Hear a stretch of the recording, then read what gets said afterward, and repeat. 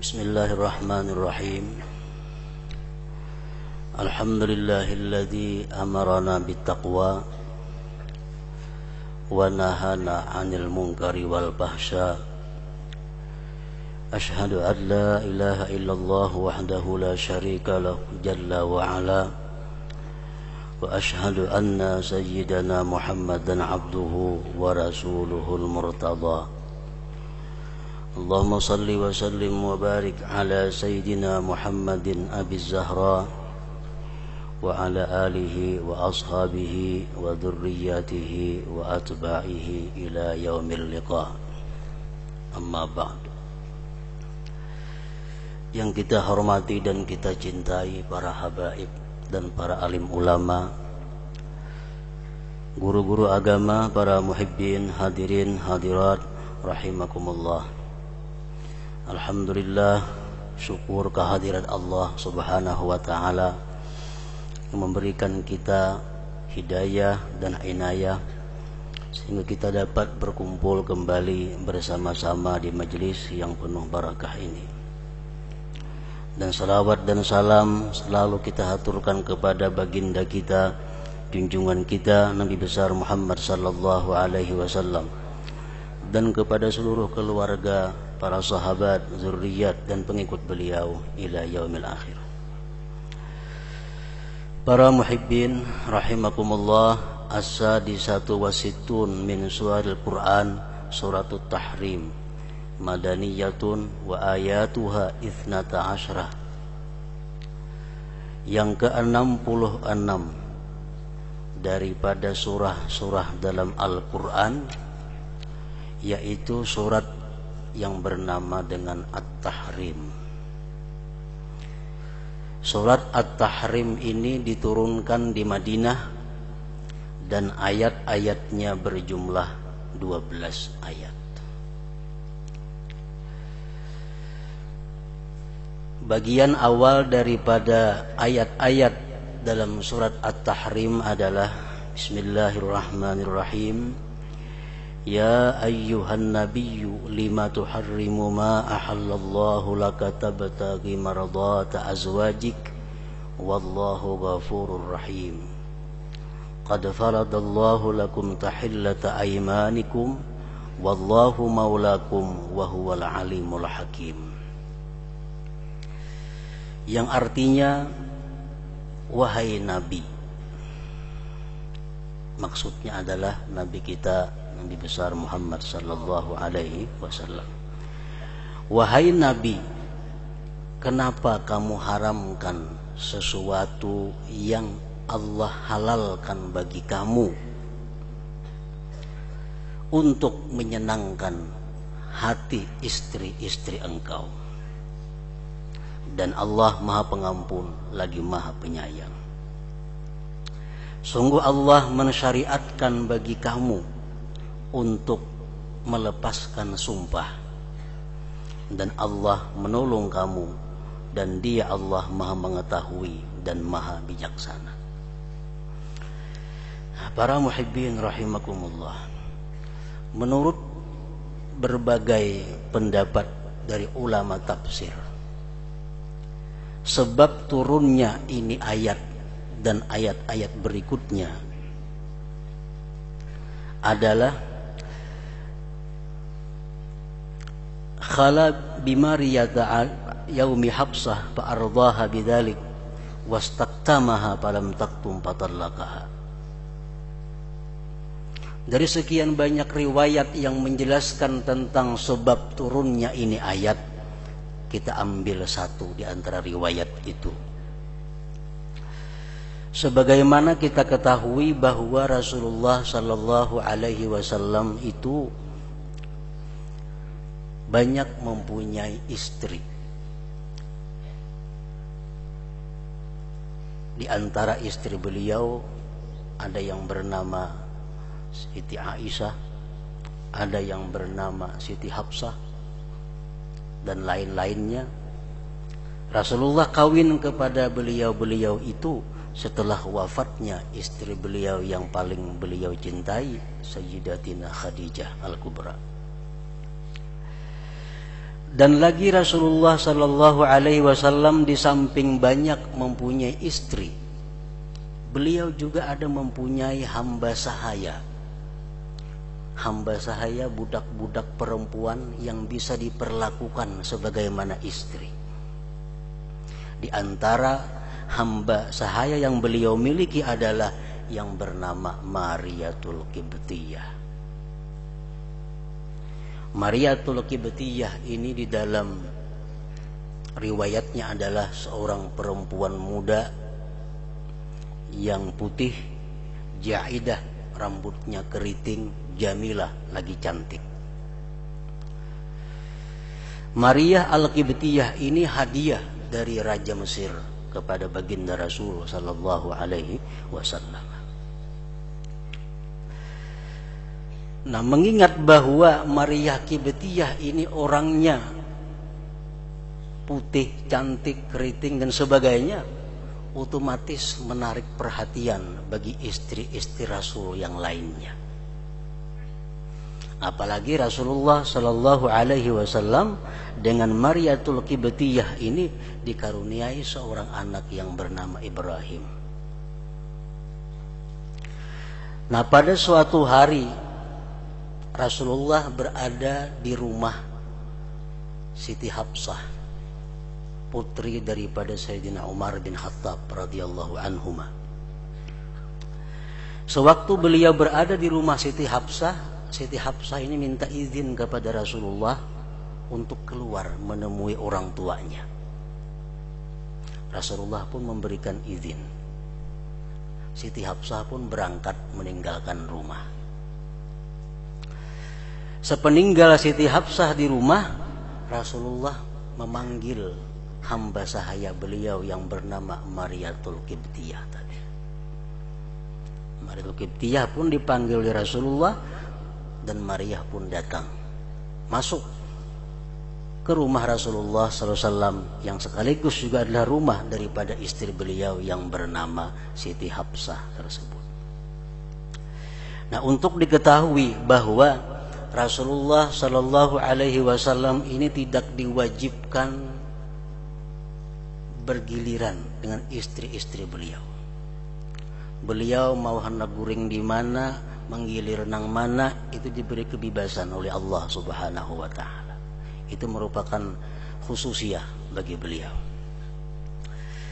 Nah, waktu Rasulullah Sallallahu Alaihi Wasallam berada di rumah Hafsah dan beliau memanggil seorang hamba sahaya beliau yang bernama Mariyatul Qibtiyah, beliau berduaan di rumah dengan hamba sahaya beliau, tiba-tiba datang Siti Hafsah. Siti Hafsah datang, lawang besunduk, albab mughlaqun. Siti Hafsah menunggu di luar rumah sambil menangis. Ternyata Rasulullah Sallallahu Alaihi Wasallam dalam rumah dengan perempuan yang lain bernama Mariyatul Qibtiyah tadi. Nah, Siti Hafsah menangis, dia kita mengamuk sejadi-jadinya. Bahkan Siti Hafsah sampai mengeluarkan kata-kata yang tidak patut disampaikan kepada Rasulullah Sallallahu Alaihi Wasallam.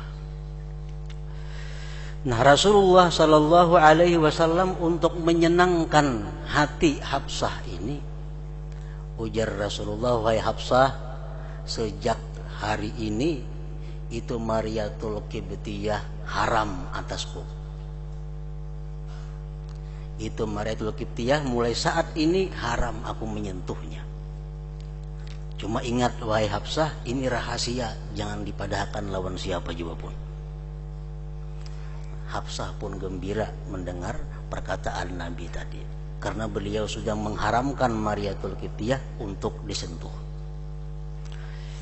Nah, para muhibbin rahimakumullah, si Hafsah ini rupanya kadakawa menyimpan rahasia berkisah lawan Siti Aisyah. Wahai Aisyah, tadi di rumahku Rasulullah lawan Maria, ku amuk. Akhirnya Rasulullah mengharamkan Maria untuk disentuh beliau. Nah, perkataan Siti Hafsah kepada Aisyah ini diketahui oleh Rasulullah sallallahu alaihi wasallam langsung dari Allah Subhanahu wa taala. Itu Hafsah membuka rahasia. Akhirnya fatallaqaha, maka Rasulullah pun menceraikan kepada Siti Hafsah tadi. Setelah dicerai oleh Rasulullah, Siti Hafsah, datang Jibril kepada Nabi kita sallallahu alaihi wasallam. Ujar Jibril kepada Nabi, "Ya Muhammad, ya Rasulullah, raji'ha." Rujuk itu Hafsah. Fa innaha sawwamah qawwamah wa innaha min azwajik fil jannah. Rujuk itu Hafsah karena dia orangnya ahli tahajud, orangnya ahli puasa, dan dia termasuk istri engkau nanti di dalam surga. Faraji'aha, maka Rasulullah pun merujuk kembali dengan Hafsah tadi. Dan Rasulullah pun sesudah beliau mengatakan bahwa Mariatul Qibtiyah tadi haram atas diri beliau, dan itu merupakan satu sumpah yang mengakibatkan beliau tidak boleh menyentuh Mariatul Qibtiyah kecuali dengan membayar kafarat sumpah. Maka beliau memerdekakan seorang budak, dan beliau akhirnya boleh kembali untuk berhubungan, untuk memiliki Siti Mariatul Qibtiyah tersebut. Nah, itulah keringkasan daripada sebab turun ini ayat menurut sebagian pendapat ulama tafsir tadi. Ya ayyuhan nabiyyu, wahai nabi, lima tuharrimu ma ahallallahu laka tabtaqi mardata azwajik. Wahai nabi, kenapa engkau, ujar Tuhan, kenapa engkau mengharamkan yang dihalalkan Allah? Kan budak itu halal. Sebenarnya kada perlu wahai Rasul engkau haramkan itu Mariatul Qibtiyah demi untuk menyenangkan istri engkau yang bernama Hafsah. Sebenarnya Hafsah yang mestinya berusaha untuk menyenangkan hati engkau wahai Rasulullah. Wallahu ghafurun rahim, dan Allah Maha Pengampun dan Maha Penyayang.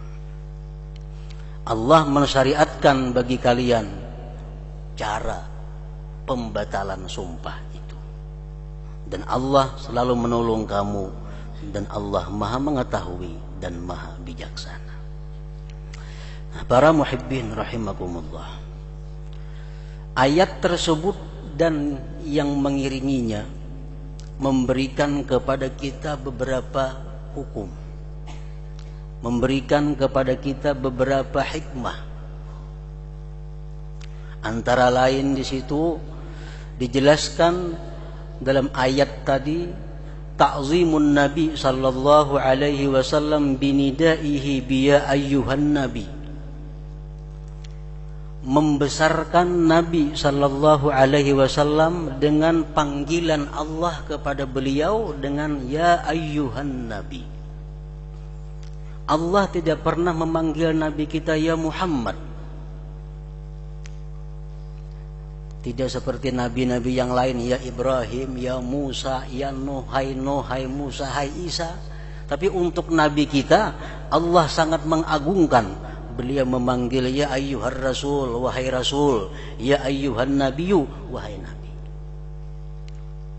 Nah, ini satu pelajaran bagi umat, satu pelajaran bagi kita bahwa Allah mengagungkan nabi, apalagi kita selaku umat beliau hendaknya mesti satu kewajiban kita membesarkan, menghormati dan mengagungkan Nabi sallallahu alaihi wasallam itu. Oleh karena itu pendapat banyak ulama yang mengatakan bahwa diharamkan seorang manusia memanggil Rasulullah sallallahu alaihi wasallam dengan panggilan ya Muhammad. Baik beliau masih hidup atau beliau sudah wafat, tidak dibenarkan kita memanggil dengan panggilan hai Muhammad. Dan banyak para ulama juga berpendapat sunat hukumnya kita menambah sayyidina dalam bersalawat kepada Nabi Muhammad sallallahu alaihi wasallam semata-mata untuk takzim, mengagungkan, membesarkan Rasulullah sallallahu alaihi wasallam. Yang kedua yang kita ambil daripada ayat tadi adalah la yanbaghi irda'u zawjah bi tahrimi ma ahallahullah.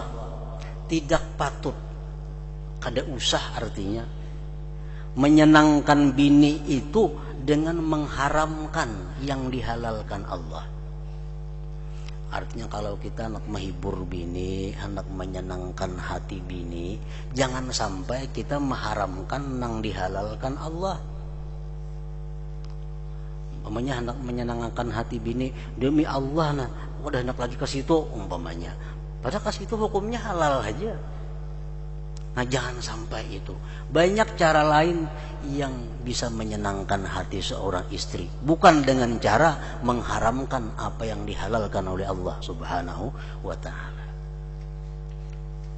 Yang ketiga, sunniyatu hinsil yamin idara al hinsa ahsan.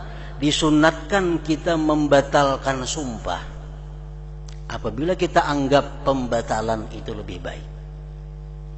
Kita bersumpah umpamanya, demi Allah nah kada hendak lagi memberikan duit umpamanya, demi Allah kada hendak lagi tulak kasaruan nikah.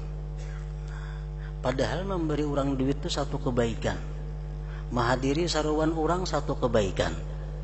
Tapi disumpah sudah tadi, demi Allah kada hendak, nah sunat kita batalkan sumpah itu. Nah, wa alaihi kafaratul yamin, bila sumpah itu kita batalkan, otomatis kita bayar denda. Nah, apa dendanya? Pertama, itqu raqabah, memerdekakan seorang budak. Kada ada lagi budaknya wah ini. Au it'amu asyrati masakin, atau memberi makan 10 orang miskin. Kullu miskinin muddun, tiap-tiap satu miskin satu mud. Au kiswatuhum bima yusamma kiswah, atau boleh juga memberi mereka pakaian, memberi orang miskin masing-masing 1 lembar pakaian kepada 10 orang miskin. Nah itu dendaannya, kafaratnya pembatalan sumpah. Sebagaimana Nabi tadi beliau mengharamkan untuk mendekati Mariatul Qibtiyah, sumpah itu dibatalkan dan beliau memerdekakan seorang budak. Nah kemudian yang keempat dalam kejadian itu kita ambil bahwa istihqaqut talaq ala zaujati allati la taktumu sirra zauj. Berhak untuk diceraikan, untuk ditalak istri yang tidak bisa menyimpan rahasia suami. Macam Siti Hafsah tadi, ya Nabi ini rahasia yang dikisah-kisahkan ke lain, dikisahkannya. Nah kalau seorang perempuan macam itu, dia berhak untuk ditalak. Artinya kalau kita menalak, menceraikan istri yang kelakuannya seperti itu, kita kada bertentangan dengan hukum Allah. Kita kada masuk dalam haram atau makruh. Nah kemudian yang kelima, sunniyatur ruju' ilal mutallaqah idza kanat sawwamah qawwamah ta'i'ah. Kita sunat merujuk istri yang dicerai tadi kalau dia orangnya ahli ibadah, ahli puasa, ahli taat kepada Allah Subhanahu wa ta'ala. Nah, para muhibbin rahimakumullah, itulah sebagian riwayat yang menyatakan asbabun nuzul daripada ayat yang kita baca di awal surah At-Tahrim tadi. Para muhibbin rahimakumullah, surat At-Tahrim ini di samping banyak menceritakan tentang kehidupan rumah tangga Rasulullah sallallahu alaihi wasallam, juga memberikan kepada kita petunjuk, memberikan kepada kita nasihat. Antara lain firman Allah Subhanahu wa taala ayat 6 dalam surat At-Tahrim. Ya ayyuhalladzina amanu qu anfusakum wa ahlikum nara wa quduhan nasu wal hijarah. Artinya, hai orang-orang yang beriman, pelihara diri kamu, pelihara anak istri kamu daripada api neraka. Jaga jangan sampai ikam ya Tuhan, anak bini ikam masuk neraka. Neraka itu nyalanya terdiri dari manusia-manusia dan batu-batuan. Kalau api kita biasa dinyalakan dari kayu, dari sumbu. Nah kalau neraka itu nyalanya dari manusia-manusia yang kafir dan batu-batuan. Nah, apa yang dimaksud dengan perintah ini? Ini perintah lil wujub, wajib.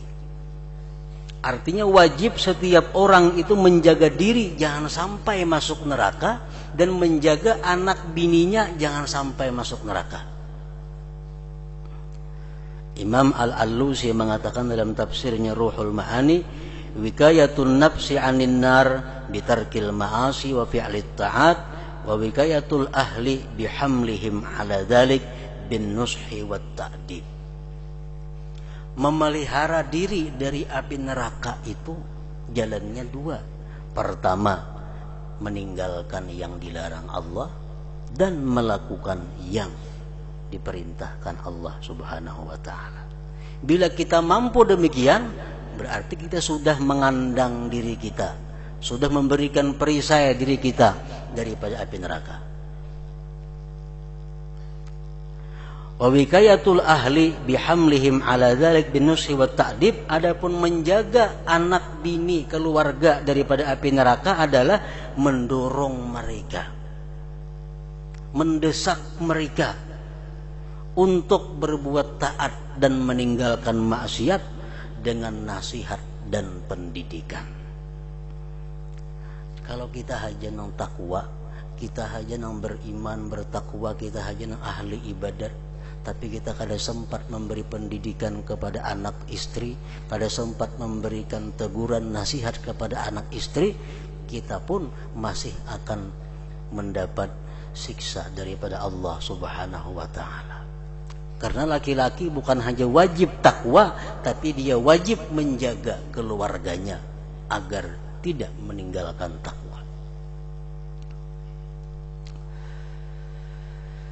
Wastudilla biha ala annahu yajibu ala ar-rajul ta'allumu ma yajibu minal faraid wa ta'limuhu lihaula.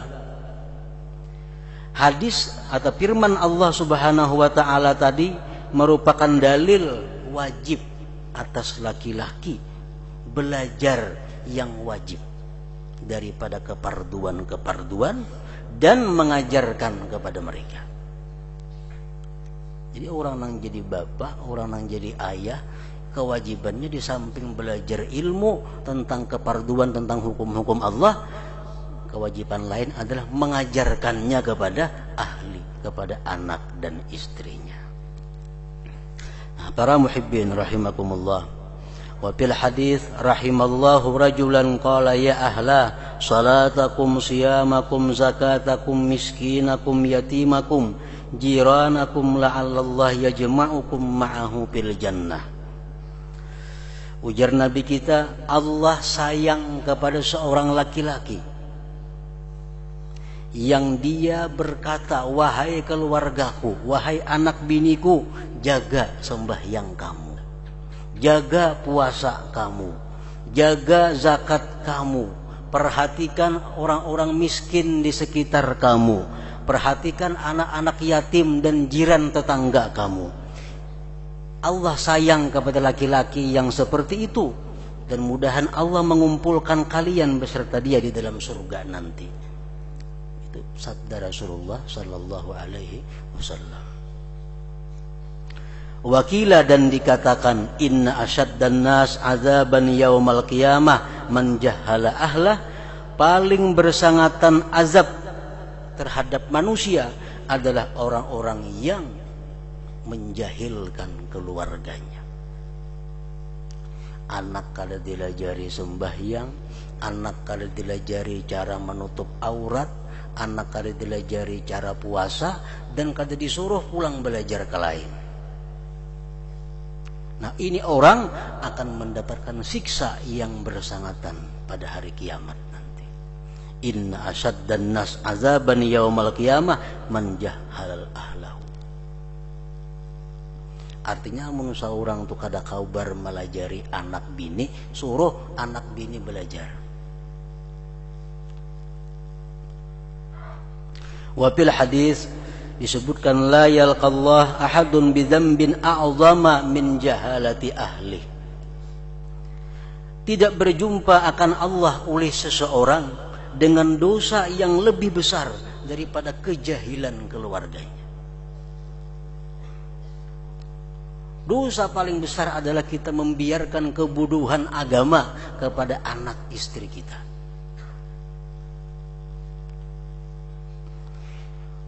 Dan dikatakan inna awwala ma yata'allaqu birrajul fil qiyamah ahluhu wa baladuhu fayuqifunahu baina yadayillahi ta'ala wa yaqulun ya rabbana khudh lana bihaqqina minhu fa innahu ma'allamana ma najhal wa kana yut'imuna al-haram wa nahnu la na'lam. Bahwa orang yang pertama bergantung kepada seorang laki-laki di hari kiamat, orang pertama yang memiruhuti kita hari kiamat itu siapa? Istri dan anak kita. Itu orang pertama yang memiruhuti kita. Mereka hentikan kita di hadapan Allah. Dan anak istri kita berkata, "Ya Tuhan kami, ambillah hak kami dari ini orang tua kami. Ambillah hak kami atas ini suami kami. Karena dia tidak mengajarkan kepada kami sesuatu yang kami tidak tahu terhadap hukum-hukum engkau. Dan dia memberi makan kepada kami makanan yang haram, sedangkan kami tidak mengetahui yang demikian itu." Jadi kewajiban seorang suami, kewajiban seorang ayah untuk menjaga diri daripada api neraka dan menjaga anak istrinya daripada api neraka. Itulah yang dimaksud dengan firman Allah Subhanahu wa taala, "Yauma yafirrul mar'u min akhihi wa ummihi wa abihi wa sahibatihi wa banihi." Hari kiamat itu seseorang lari, buka melihat dangsana, buka melihat kuitan, buka melihat bini, buka melihat anak. Kenapa? Karena takut dia ada merasa bersalah kepada mereka, dan mereka pasti akan menuntut kepadanya.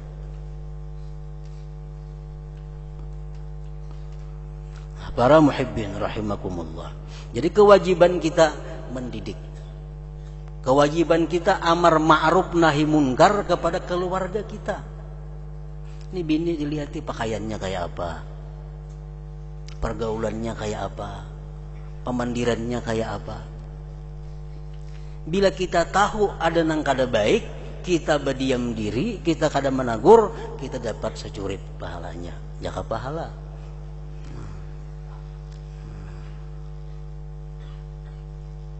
Anak kayak itu juga.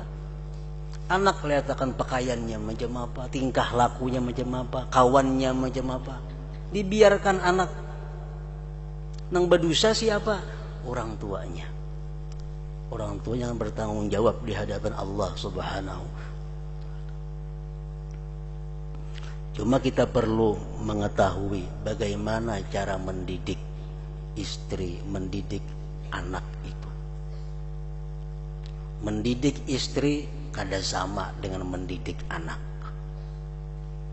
Mendidik istri, mendidik bini kada kawa dengan cara macam militer, kada kawa dengan cara bakakarasan. Kenapa sebabnya? Karena sudah dikatakan oleh Rasulullah sallallahu alaihi wasallam, innal mar'ata khuliqat min dila'in a'waj fa in aqamtaha kasartaha padariha ta'ish biha. Rawahu Ibnu Hibban. Ujar Nabi kita bahwa perempuan itu, perempuan yang manakah? Diciptakan dari tulang rusuk yang bingkok. Kan Siti Hawa diambil dari tulang rusuk yang bingkok dari Nabi Adam. Nah, perempuan diciptakan dari tulang rusuk yang bingkok.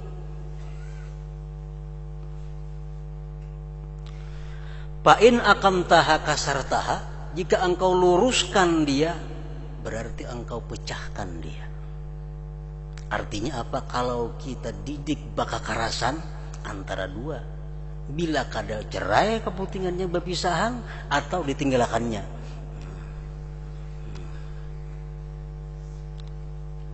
Fa in aqamtaha kasartaha. Jika kamu luruskan tulang rusuk yang bingkuk itu, kasartaha, engkau pecahkan dia. Lalu kayak apa caranya? Pada riha ta'ish biha, kata Rasulullah. Perlahanlah dengan mereka, terapi dengan mereka secara perlahan, sedikit demi sedikit, untuk merubah sifat akhlak yang kada baik dari perempuan itu. Pada riha ta'ish biha, niscaya engkau bisa hidup dengan mereka itu perempuan tadi. Nah, para muhibbin rahimakumullah. Nah, dengan demikian bahwa kita mesti melihat kembali, kita menengok kembali, memikirkan kembali tentang tugas kita selaku suami, selaku orang tua terhadap istri kita, terhadap anak kita. Apakah sudah kita pernah menegur istri, menegur bini nang pakaiannya kurang biris? Sudah pernahkah kita menegur bini nang pergaulannya kurang biris? Sudahkah pernah kita menegur bini segala macam nang kada baiknya? Nah, bila kita belum pernah, berarti kita sama halnya dengan mencelakakan diri kita sendiri. Nah, demikian pula halnya dengan anak yang ada di rumah kita, dengan anak yang menjadi tanggung jawab kita. Bila kita kadang mengarahkan mereka kepada jalan yang benar, kita yang akan dituntutnya pada hari kiamat, nanti. Nah, kemudian selanjutnya suratul muluk. Hadratin Nabi sallallahu alaihi wasallam, al-Fatihah. Iyyaka na'budu wa iyyaka nasta'in. Ihdinas siratal mustaqim. Shiratal ladzina an'amta 'alaihim. Asyhadu an la ilaha illallah wahdahu la syarika lah. Wa asyhadu anna sayyidana Muhammadan 'abduhu wa rasuluh. La ilaha illallah. Nastaghfirullah. La ilaha illallah. Nastaghfirullah. La ilaha illallah. Nastaghfirullah. La ilaha illallah. Wa natubu ilallah. La ilaha illallah. Muhammadur Rasulullah sallallahu alaihi wasallam. Wa ya ayyuhar rajuna minhu syafa'atan sallu alaihi wa sallimu taslima.